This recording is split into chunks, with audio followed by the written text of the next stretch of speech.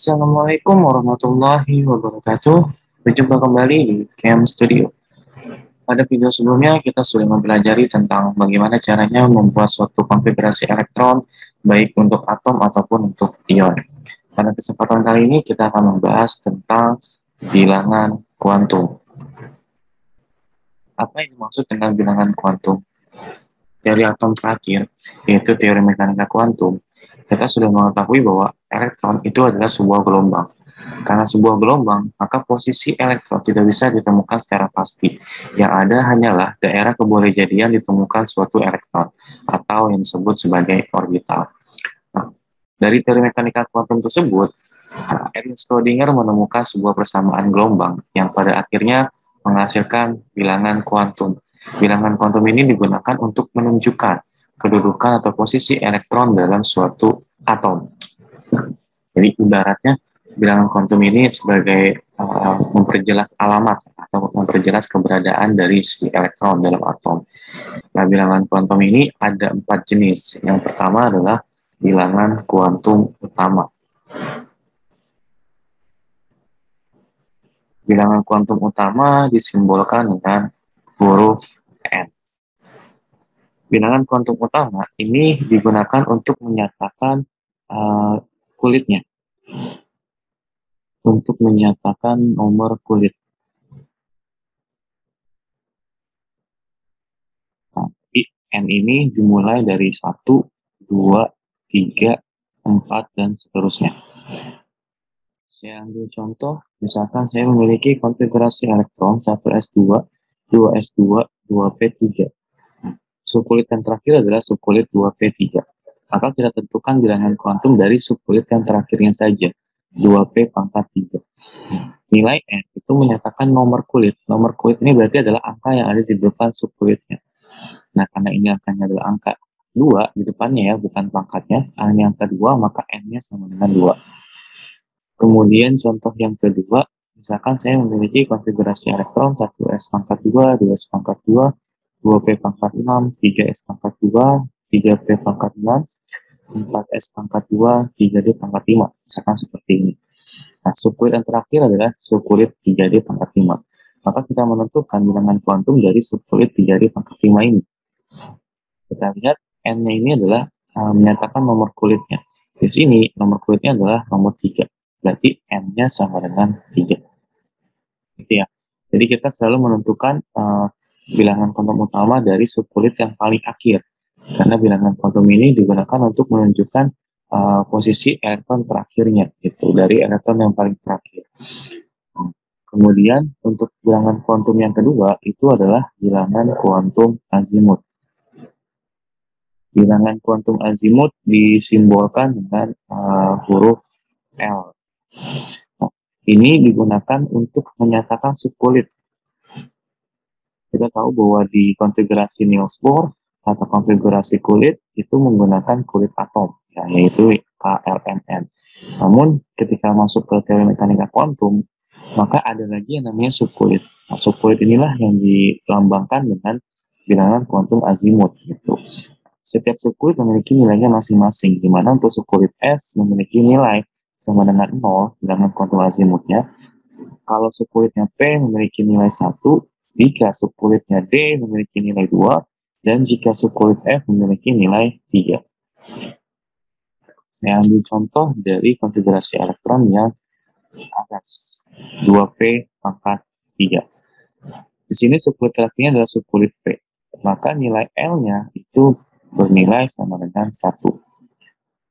Lalu dia 3D pangkat 5. Subkulitnya adalah subkulit D. Maka nilai L-nya adalah sama dengan 2. Jadi sesuai dengan subkulit terakhir yang kita tentukan untuk bilangan kuantumnya. Kemudian bilangan kuantum yang ketiga itu ada yang namanya bilangan kuantum magnetik. Bilangan kuantum magnetik disimbolkan dengan huruf M. Nah, bilangan kuantum magnetik ini digunakan untuk menunjukkan orientasi elektron pada orbital. Jadi dari bilangan kuantum beruntun ya dari awal, Dia menyatakan nomor kulitnya dulu, kemudian menyatakan subkulitnya. Nah, sekarang dia menyatakan orientasi elektron pada orbitalnya. Kita tahu bahwa setiap subkulit ini memiliki jumlah orbital yang berbeda-beda, di mana S hanya memiliki satu orbital, P memiliki 3 orbital, D memiliki 5 orbital, dan F memiliki 7 orbital atau kotak ya. Orbital itu sama dengan kotak jika kalian masih asing dengan istilah orbitalnya. Nilai dari bilangan kuantum magnetik ini selalu berkisar dari min L 0 sampai plus L. Maksudnya bagaimana? Nah, untuk menentukan bilangan kuantum magnetik, kita harus menggambarkan diagram orbitalnya.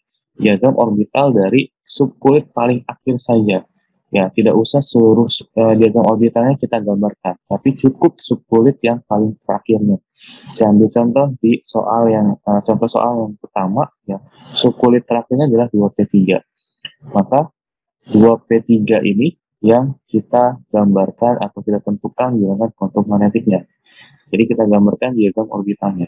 P memiliki 3 diagram orbital atau 3 kotaknya. Nilai M-nya ini berkisar dari min L 0 sampai plus L. Di awal tadi P itu memiliki L sama dengan 1, maka nilai M ini berkisar dari min 1 sampai plus 1. Nah, kita berikan nilai pada setiap kotak yang ada pada subkulit P. Jadi di sininya min 1, 0, plus 1. Setelah kita berikan diagram orbitalnya, maka kita distribusikan elektron kepada masing-masing orbital. Ada 3 elektron, maka kita isi dulu masing-masing kotak dengan elektron arah panah yang ke atas. Seperti ini. Elektron terakhir ada di kotak yang plus 1, maka nilai M-nya itu sama dengan plus 1. Contohnya yang kedua, kita ambil dari konfigurasi yang kedua ini ya, di mana subkulit terakhirnya adalah 3D pangkat 5. Kita hanya perlu menggambarkan diagram orbital dari 3D pangkat 5 saja. D memiliki 5 orbital. 1, 2, 3, 4, 5. Nilai M-nya berkisar dari min L sampai plus L. Untuk subkulit D, L-nya itu sama dengan 2. Berarti nilai kotaknya ini berawal dari minus 2, minus 1, 0, plus 1, plus 2. Jadi dimulai dari nilai minus dari L-nya sampai ke nilai positif dari L-nya. Itu lalu kita distribusikan elektron yang dimiliki oleh si subkulit D ini. Ada 5 elektron. Maka kelima elektron ini kita distribusikan. 1, 2, 3, 4, 5. Elektron terakhir terdapat di kotak nomor 2. Maka nilainya adalah sama dengan plus 2. Jadi kita harus gambarkan dulu diagram orbitalnya untuk dapat menentukan bilangan kuantum magnetik dari suatu elektron. Bilangan kuantum yang terakhir adalah bilangan kuantum spin. Bilangan kuantum spin disimbolkan dengan huruf S. Nilai bilangan kuantum spin ini hanya ada 2, plus setengah atau min setengah. Kapan dia plus setengah? Jika elektronnya tidak berpasangan. Tapi nilai S-nya akan menjadi min setengah jika elektronnya berpasangan. Apa yang dimaksud dengan elektron tidak berpasangan? Elektron yang berpasangan, kita lihat dari suatu diagram orbital. Misalkan, saya memiliki konfigurasi elektron 1s2, 2s2, 2p4. Subkulit terakhirnya kan adalah 2p4 ya. Kita gambarkan diagram orbitalnya dari 2p pangkat 4. P memiliki 3 orbital. Memiliki 4 elektron. Berarti kita gambarkan dulu arah panah ke atas ya untuk masing-masing kotak. Setelah 3 elektron, baru kita beralih ke kotak yang pertama lagi dengan arah panah yang berlawanan. Elektron terakhir adanya di kotak yang ini. Nah, ternyata elektron terakhir di sini dia berpasangan. Ada 2 elektron dalam satu kotak. Makanya ini yang disebut sebagai elektron berpasangan. Karena elektronnya berpasangan, maka nilai S-nya itu adalah min setengah. Beda kasus, misalkan 1S pangkat 2, 2S pangkat 2, 2P pangkat 6, 3S pangkat 1. Subkulit terakhir adalah subkulit S. Tapi dia hanya memiliki 1 orbital saja. Dan dia hanya memiliki 1 elektron. Berarti hanya 1 elektron dengan arah panah ke atas. Maka karena dalam kotak hanya ada 1 elektron, maka ini disebut sebagai elektron yang tidak berpasangan. Karena elektronnya tidak berpasangan, maka nilai S-nya akan plus setengah. Ini cara untuk menentukan bilangan kuantum dari suatu elektron. Kita bahas satu-satu. Misalkan kita disuruh menentukan bilangan kuantum dari atom P, ya, dengan nomor atom 15. Maka kita buat dulu konfigurasi elektronnya. Berarti 1s pangkat 2, 2s pangkat 2, 2p pangkat 6, 3s pangkat 2, 3p pangkat 3. Jika ada yang masih bingung untuk menentukan konfigurasi elektronnya, bisa dicek video sebelumnya. Dari konfigurasi elektron ini, kita bisa melihat bahwa subunit terakhirnya adalah 3p pangkat 3. Maka kita hanya buat bilangan kuantum dari 3p pangkat 3. N-nya berapa? N-nya adalah angka kulitnya, berarti angka di depannya. Di sini adalah 3, berarti N-nya sama dengan 3. L-nya kita lihat dari subkulit. Subkulitnya adalah subkulit P, ya berarti nilai L-nya sama dengan 1. Lalu bagaimana cara menentukan M? Kita gambarkan diagram orbitalnya. P memiliki 3 kotak, 3 diagram orbital. 1, 2, 3. Nah, di sini nilai M itu adalah dari min L sampai plus L. Karena L-nya 1, maka di sini nilainya min 1, 0 sampai plus 1. Dia memiliki 3 elektron. Jadi kita gambarkan arah panah ke atas dulu untuk masing-masing kotak. 2, 3. Elektron terakhir itu terletak pada kotak yang plus 1. Maka nilai M-nya sama dengan plus 1. Lalu untuk nilai S-nya, kita lihat elektron terakhirnya adalah di kotak nomor plus 1, dan dia hanya 1 elektron saja. Artinya dia tidak berpasangan. Karena tidak berpasangan, maka nilai S-nya adalah plus 1.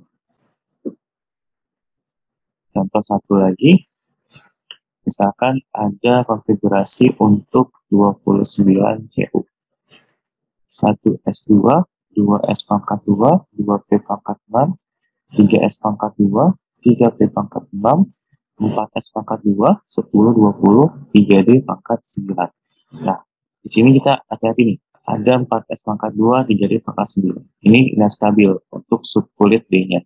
Sehingga konfigurasi atom ini perlu kita ubah menjadi kondisi stabilnya, yaitu 4S pangkat 1 dan 3D pangkat 10. Nah, tapi kita tentukan dari subkulit terakhirnya, 3D10. N-nya berapa? N-nya kita lihat dari nomor kulitnya. Di sini nomor 3, berarti nilai N-nya sama dengan 3. Kemudian nilai L-nya, karena ini subkulitnya subkulit D, maka nilai L-nya sama dengan 2. Lalu M-nya berapa? M-nya kita buat diagram orbitalnya dulu. D memiliki 5 kotak. 1, 2, 3, 4, 5.